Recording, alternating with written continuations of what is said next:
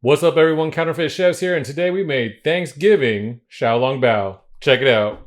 To start, we're going to small dice some mirepoix, which is onion, celery, and carrot. But my wife hates celery, so we're just doing onion and carrot. Throw your mirepoix into a pan with some oil and season it with salt and pepper. Once it's tender, remove from heat and cool it completely in the fridge.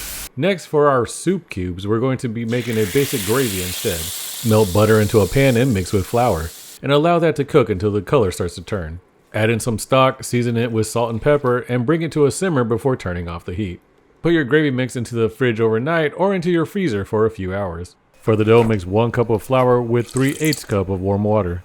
Mix the dough and then knead it by hand until the dough has a smooth, springy texture. Cover the dough with plastic and let it rest at room temperature for at least 30 minutes. Coming back to the turkey mixture, we are basically going to be making meatballs. In a bowl, add your turkey, chilled mirepoix, breadcrumbs, eggs, rosemary, thyme, sage, and salt and pepper. Mix that all up and set that aside. Now that your dough is rested, dust a cutting board with flour and take it out. Portion it into smaller pieces and roll them into 1-inch cylinders. Cut them into maybe 1-inch cubes. I don't know, I was kind of winging it at this point.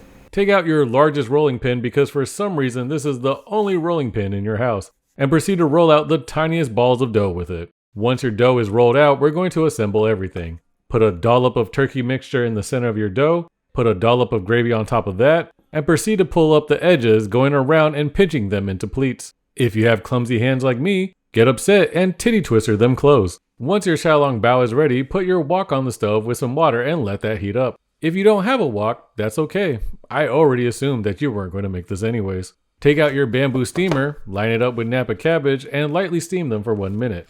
Then add in your xiaolongbao and steam that on high for 8 minutes. Remove from heat, open up your basket and enjoy. Surprisingly, these dumplings actually tasted pretty good. My mind expects Asian flavors when looking at them, but then gets a burst of Thanksgiving in my mouth. However, since handling the dough was such a pain, I think I'd rather just stick to Thanksgiving meatballs and gravy. Anyways, that does it for this video. Let us know what you think about Thanksgiving Xiaolongbao in the comments. And be sure to subscribe for future updates.